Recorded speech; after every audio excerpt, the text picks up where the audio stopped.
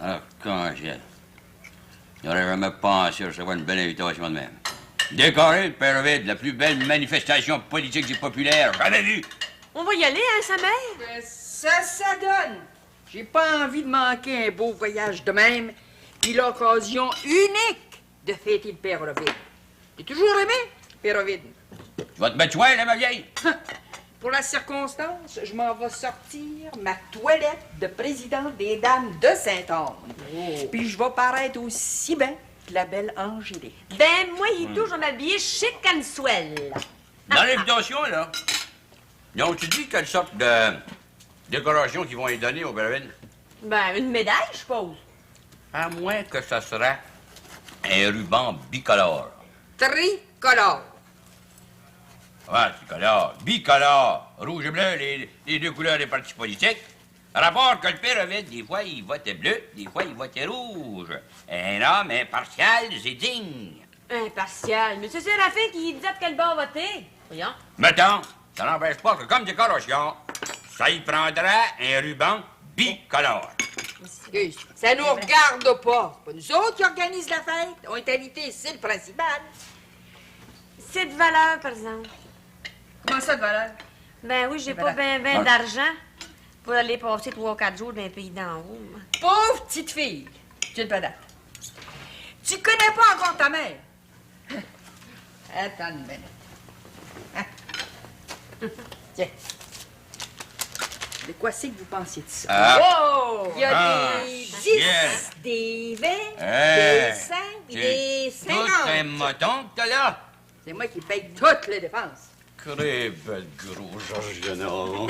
Des créatures de même, il s'en fait plus. Je l'ai toujours dit, mon tonton. Fais un homme de toi, il la grattera pas. Et les amoureux. C'est ce que je fais.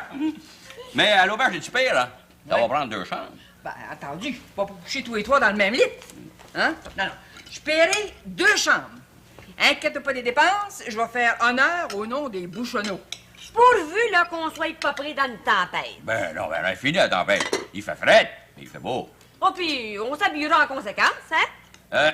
Moi, je n'espère rien qu'à faire. La femme du père Ovid va penser à me demander de donner sa parole. Ouais. Mais il y en a d'autres qui vont penser à faire ça. Comment? Il y en a d'autres, Arc-en-Ciel.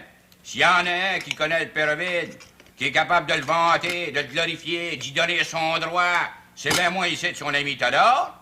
On a fait bien assez de campagnes politiques et héroïques ensemble. Il n'est pas question politique. Il va être décoré comme postillon de la reine. Pas de politique. Ça, sa mère, ça dépend de la couleur du ruban. Oui, c'est lui-là, toi, Aurélie. Ça plaît, ça. Le ruban. Puis d'après la carte d'invitation, là, il va y avoir du grand monde, là. Ouais, des gros bonnets.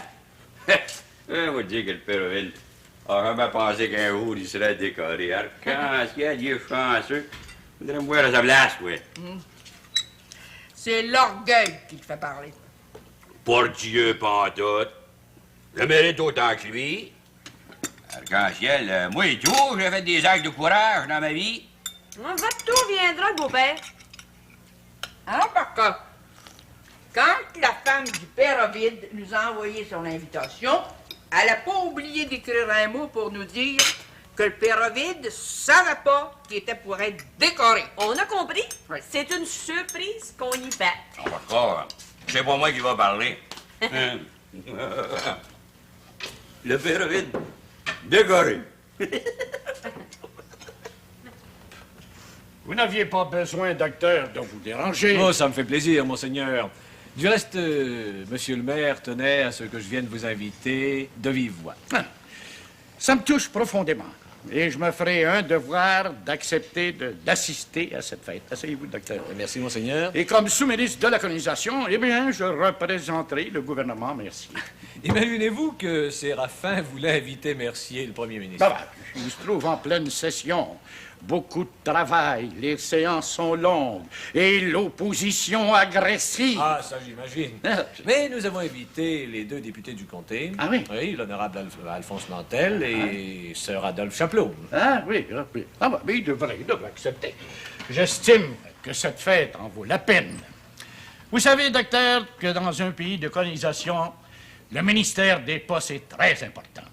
La malle pour les colons, les habitants, c'est précieux, c'est sérieux, c'est sacré. Ah, ça, je le sais mieux que personne. Absolument.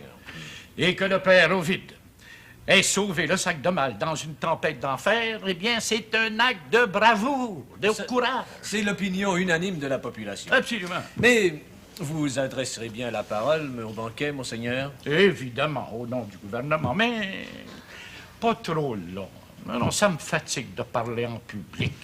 J'ai trop fait de conférences. Oh oui, vous avez assez de vos fonctions de sous-ministre. Oui, oui. Que voulez-vous, docteur? Je passe pour le lion du Nord, un missionnaire colonisateur. Tout le monde m'invite. Oh non, je vais cesser ça. Non. Mais là, cette fois-là, j'accepte. C'est pas la même chose. Enfin, quelle sorte de manifestation? Eh bien, on lira une adresse, oui. et après le banquet, il y aura des discours, et puis on décorera le père Ovide. Une médaille de bronze. Honneur au mérite. Ah, ben, c'est parfait, tant mieux. Bon, et sur ce, je vous quitte, monseigneur. Comment, déjà? Eh oui, je vais à Montréal faire graver la médaille au nom de Joseph Ovide de Ruisselet. Oui. Et je serai de retour demain matin. Je vous souhaite bon voyage, docteur. Merci, monseigneur. Et je souhaite aussi que cette fête remporte le plus grand succès. Eh oui, le père Ovide a droit à cet honneur au mérite. Ah oui. Absolument. Et voilà une bonne nouvelle, docteur. Eh, Séraphin est le premier à le reconnaître. C'est Racine. Ah oui. Pas jaloux. Jaloux? Pas le moins du monde, voyons. Mais non, il est prêt à ruiner la corporation pour honorer le père Ovide. Ah, ça fera 2 honneurs. Honneur au mérite et honneur à l'amitié. C'est pas mal juste. Pas mal juste. Au revoir, monseigneur. Au revoir. Tout est correct, Madame Mérignon, pour ce que je vous ai demandé. Oui, monsieur le maire, tout est prêt. C'est Gillo. Je vais avoir un grand banquet payé par la corporation. Ah ben, comme monsieur le maire, moi, je vous admire. Tu sais, mon Basile, que j'ai convoqué une séance spéciale d'urgence pour honorer le père Ovide. C'est toi-même qui as fait voter un montant de 25$ pour le banquet. Ah, je sais bien, ça a été secondé à l'unanimité. Ah! Ben que le conseil ait refusé. C'est pas ordinaire, ça. Mais tout le monde s'en rend compte.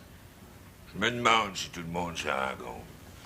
Ça en prenait du courage pour sauver ce sac de mal. S'il avait fallu qu'il peine. Ben, moi, le premier aurait été mal pris. Hein.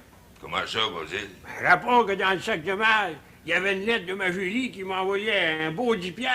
Hein, là, ici. Viens, là, dis-moi pas que ta fille t'a envoyé de l'argent de paupier dans une enveloppe. Ça se fait pas, ça, mon Basile. Vous voyez, Monsieur Fourchu, j'avais raison. Il faut envoyer un mandat poste. Ah, je sais bien, ma femme, puis ma Julie, elle le fera plus. Bien oui, avec un mandat poste, vous avez un reçu. Si le courrier avait été perdu, vous auriez été remboursé. Ah oui, beau dommage.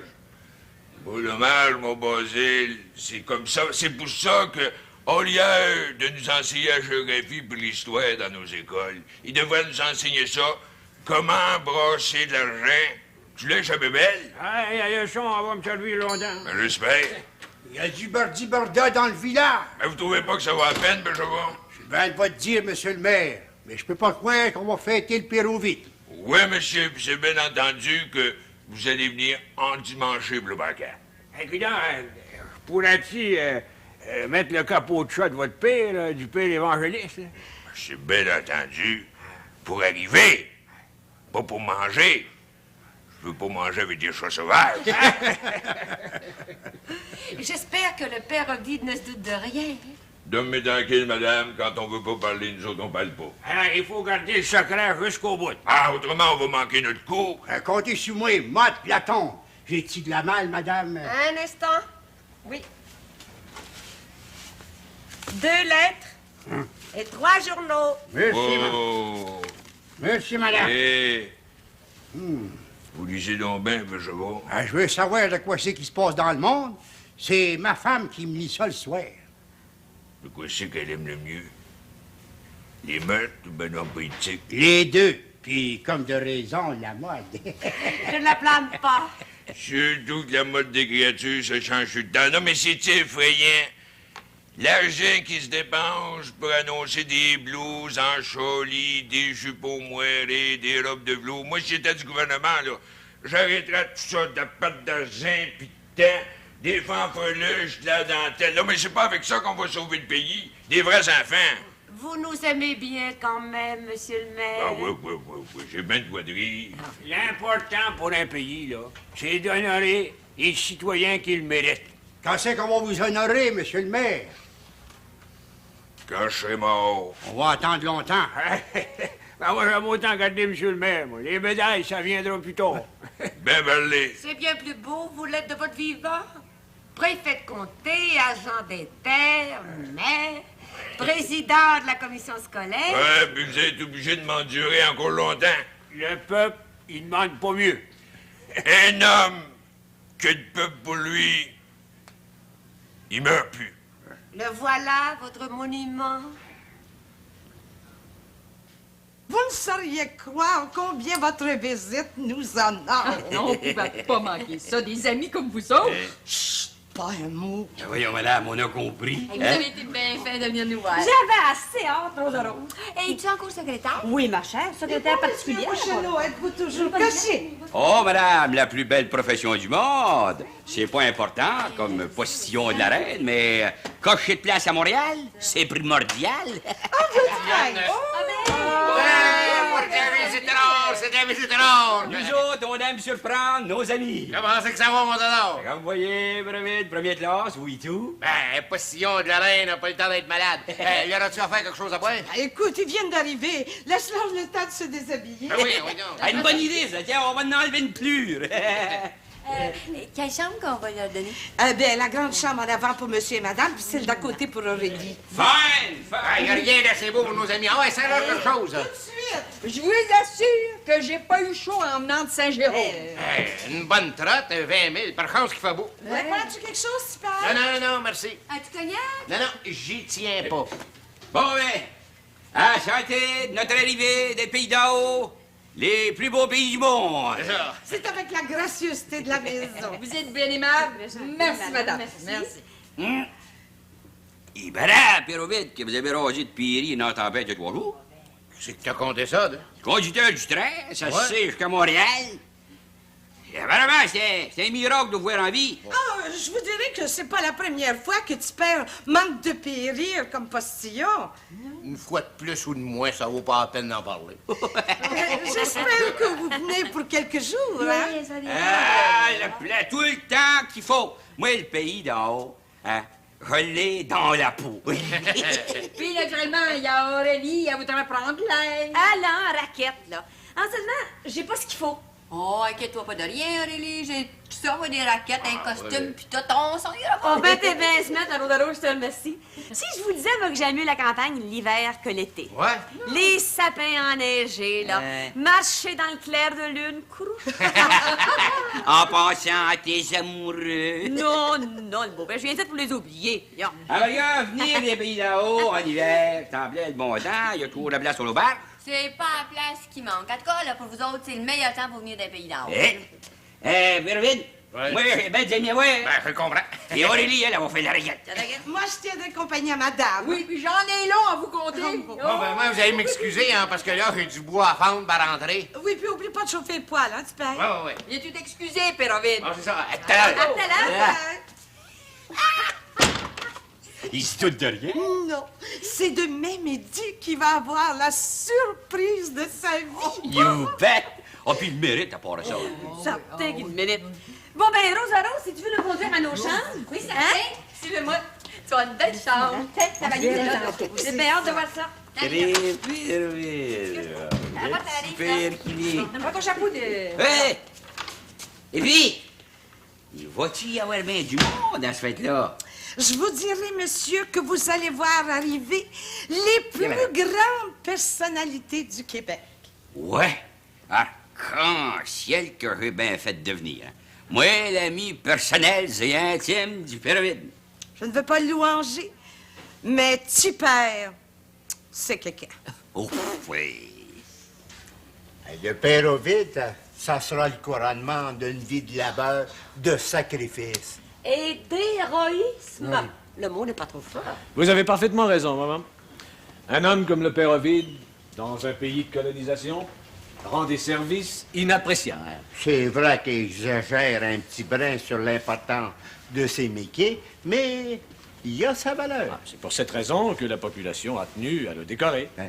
Hey, vous avez la médaille? Ah, mais oui, monsieur Dallas. La voici. Voilà.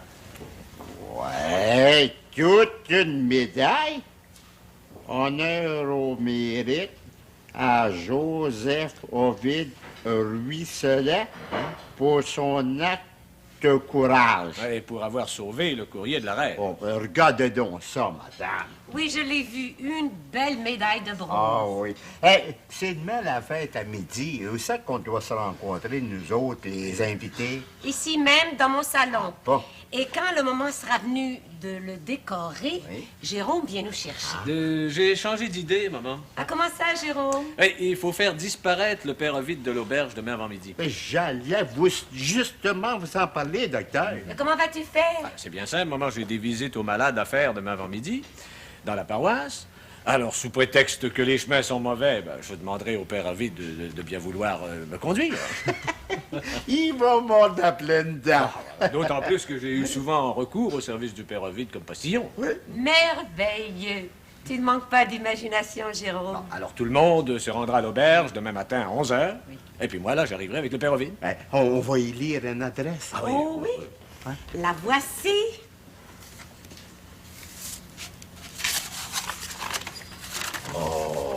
Hey, c'est quelque chose, ça, hein? Ah oui, c'est maman qui l'a écrite elle-même, de sa plus belle main et de ses plus belles pensées. Pas trop d'éloges, Jérôme. Qui c'est qui va lire? Vous-même, monsieur Lala. Moi? Oh, jamais. Je suis bien trop gêné. Vous avez tort. Vous, un des fondateurs des pays d'en haut, il vous appartient de la lire. Oh, madame, j'ai pas le courage. C'est juste pour lire la gazette. Moi, lire une belle adresse à main, moi, jamais. Non, jamais. Alors, dans ces conditions, nous demanderons à monsieur le maire de la lire. Oh, tu as raison, d'autant plus que le père Ovide est un ami intime de Séraphin. Alors, c'est entendu, Séraphin lira l'adresse. Vite, cachez l'adresse, là, le père Ovide. Ne vous énervez pas, c'est une occasion inespérée. Mais laissez-moi parler. Oui, c'est d'accord. Salut tout le monde. Bonjour, Père Ovide. Hey, Blanette, vous m'avez correct? Vous avez bien l'air pressé, matin. Ah oui, je suis pressé quel diable, vous savez pas grande nouvelle? Ah non, quoi donc, père Ovide? Les bouchonneaux viennent d'arriver à l'auberge. Encore? Ah oui. J'aurais mieux fait de garder leur propriété par ici.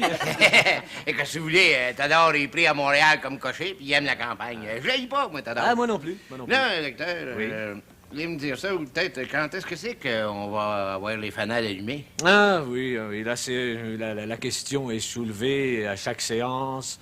Et Séraphin juge, lui, que c'est un gaspille. Alors le vote est toujours divisé. Ah, ça, c'est la fin qui mène. Ouais, puis pour longtemps. Mais nous finirons bien par les avoir, les Bon. fanaux. Mais Ouais. j'ai quelque chose à vous demander, Père Ovide. Voyons, docteur. Êtes-vous libre demain avant midi? Ben, c'est cela.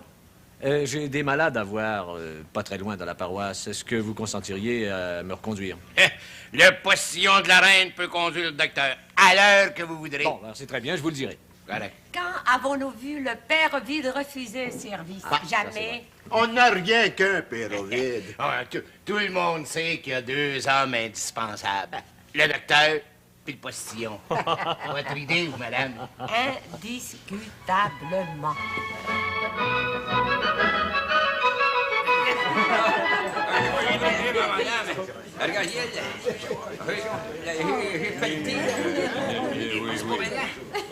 Mais vous n'avez pas amené votre secrétaire avec vous? Non, monsieur Djoubouka est retenu à Québec par accession. Ah ouais, la session.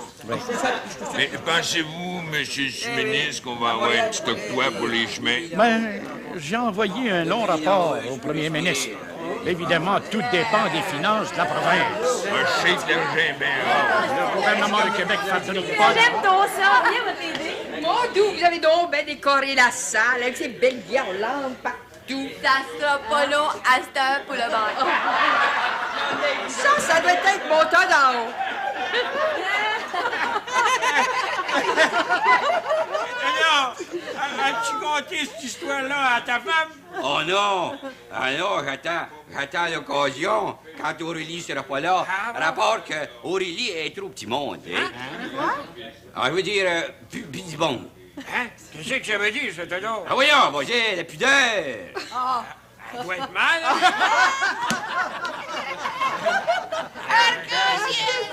Oh, ben moi, là, je paye la traite à tout le monde. Vous êtes bien aimable, Monsieur Bouchonneau, mais le banquet va commencer dans quelques minutes. Non, c'est pressé. Oh, regarde, je manque que ça, ma femme. Mais oui, il faut que je me mille le gaucher tout à l'heure, là. Je vais adresser la parole.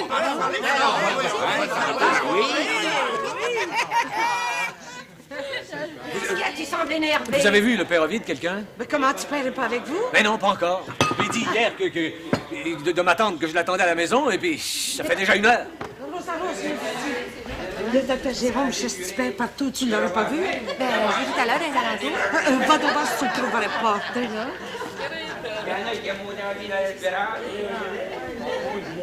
Oh, Madame Angélique, on a appris une belle nouvelle vous concernant dans le journal du Nord. Laquelle, s'il vous plaît? Ben, vous devez vous en douter. C'est le retour de votre sœur, Mademoiselle Prudence. En effet. Elle habite maintenant avec moi. Comme vous devez être contente. Vous pensez, madame. Nous nous entendons si bien toutes les deux. Non, mais moi, que j'aurais donc aimé ça, avoir une sœur. Mais voyons donc, Rémi, ton amie Noëlla, c'est presque comme ta sœur. Noëlla, elle n'a pas la distinction de Mademoiselle Prudence. Non. Très bien.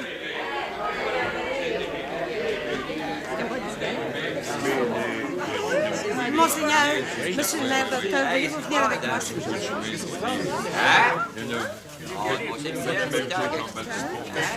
Quoi? Je trouve pas de père. Tout va bien, M. Bouchonneau.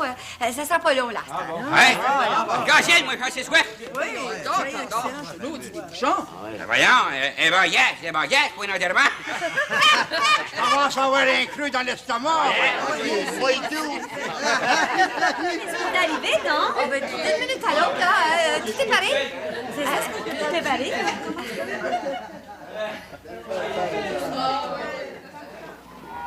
C'est père!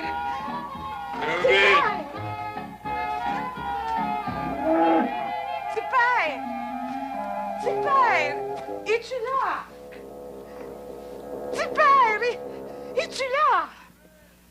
Pérovide! Pérovide, êtes-vous ici? C'est le maire qui parle. Monseigneur est ici. On vous attend pour le banquet. Super! Super! Réponds donc! Ou j'en ai assez. Non, madame, pas vous. Laissez-moi faire.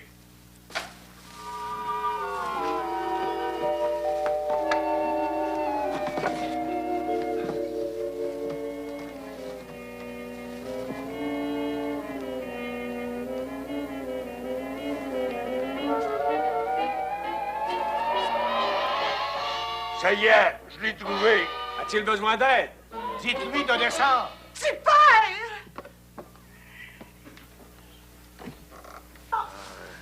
Chef Péroville, qu'est-ce que vous faites là? Hey, revolver!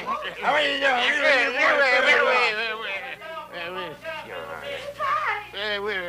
ah oui, il y a le bain, là, vous n'êtes pas pressé.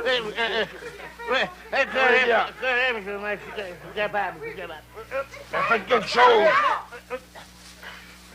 Allez-vous descendre, Péroville? Montre tout dans quel état clé. Descends, super! Oui, Péroville, descendez. Super! Jésus, Marie-Joseph, mon cœur, je peux en mourir. Monseigneur, c'est effrayant. C'est pas croyable. Il est ivre. Ivre mort. Je peux bien dire, il est chaud pour 8 jours. Essayez de vous lever, Péroville. Allez, un petit effort.